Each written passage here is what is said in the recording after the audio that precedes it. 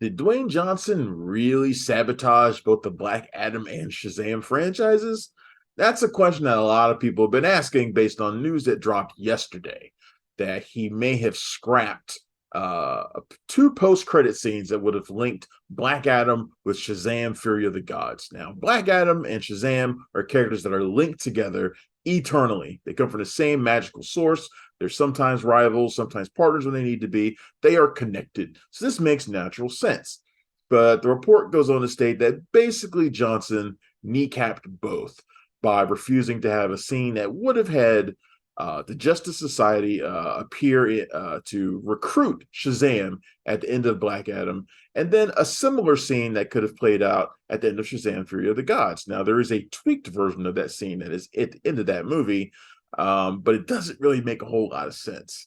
Now, Johnson is taking a lot of heat for this.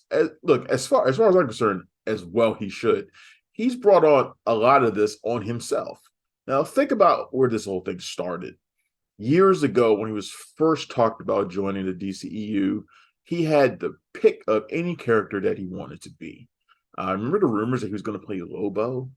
Yeah, Lobo. That was a rumor that was actually out there. But he could have picked Shazam, and he could have picked Black Adam, and he chose Black Adam, obviously. And ever since he did that, he's gone out of his way to make it seem as if Black Adam is going to be the new centerpiece, the new focal point of the DCEU. Now, why would that ever be? Why would Black Adam ever be the centerpiece of the DCEU? That doesn't make any sense. Well, I mean, it's because Johnson sees himself as the centerpiece of everything. I mean, and look, I know I don't care about that. That's great. He has a lot of confidence in himself, and that's perfectly fine. As someone who's a longtime WWE fan who has followed every ounce of his wrestling career from start to finish, I know who he is, and especially one of the things I like about him. I think he's actually a much better actor than people give him credit for being. I like him.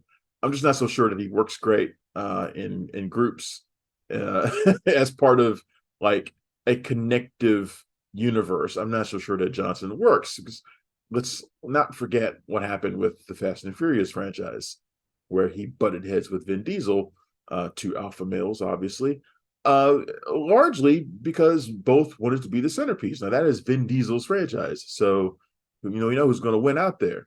But Johnson came in and expected that it was going to be him again. He essentially thought that he kept the franchise alive with Fast Five.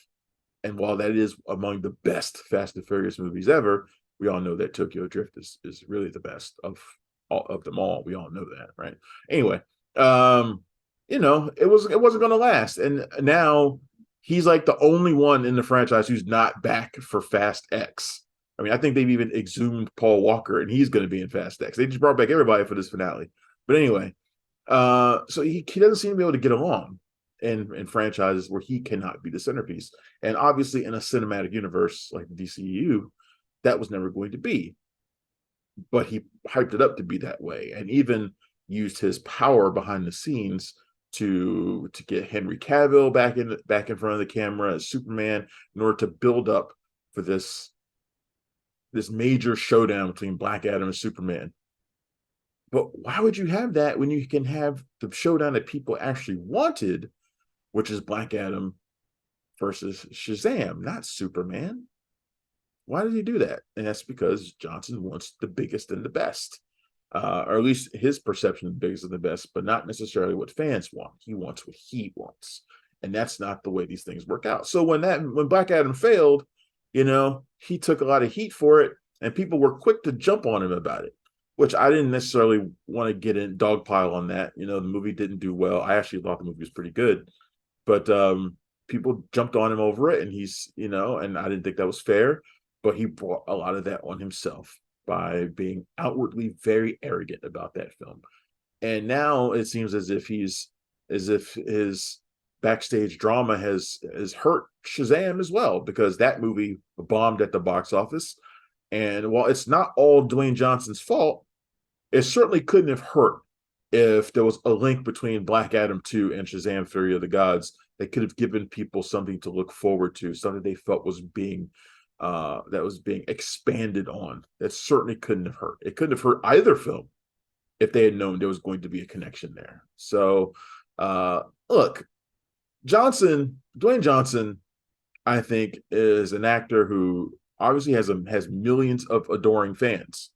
That has not always translated to blockbuster success, though. Not always. And maybe it's time that he follows in Vin Diesel's footsteps. He may not like to hear it put that way, but it might be in his best interests to do something that Vin Diesel did, which is create his own unique character and build something for himself out of it. And Vin Diesel did that with the Riddick character, which started in Pitch Black and continued on to Chronicles of Riddick, and then the Riddick film, and there's a fourth movie coming out. They aren't gigantic hits, but they have a fan base, and that franchise is long running, and obviously it's still going. Maybe Johnson needs to do something original like that for himself, where he can be everything that he wants to be and do everything completely the way that he wants it done without having to worry about what a studio wants or what some actor or butting heads with some other actors. Maybe that's what he should do. And look, the Rock could rock bottom me into oblivion if he wanted to. He doesn't have to listen to a guy like me. I'm just saying, as a fan of his, I would like to see that too. Now, before I go, I don't want to let Warner Brothers off the hook here. Warner Brothers has a long history of making terrible decisions when it comes to the DCEU, and giving Johnson everything he wanted was just one in a long chain of mistakes that studio has made. They should have seen where this was going. They should have seen that this was a bad idea. They should have tried to do what was right for all of the movies in the DCEU, not just for Johnson. So they are not let off the hook here. And it's because of all of this that we now find ourselves in the situation we're in now, with James Gunn creating the new DCEU at DC Studios, and so many films that people actually like, their futures are in limbo. We don't know what happens to Shazam now. Based on the box office of Fury of the Gods, are probably nowhere. And that's a shame, because Black Adam and Shazam should be part of the future of the DCU and not just on a shelf somewhere. But I'm Travis Hopson. This has been just my little soapbox moment, I guess. I don't do this often, but I actually had people asking for my opinion on this. You can find me every day at punchdrunkcritics.com. If you live in the DC area, you can find me on various networks here in the area. You can also find me at joeblow.com. You can find me in a lot of different places. Let's put it that way.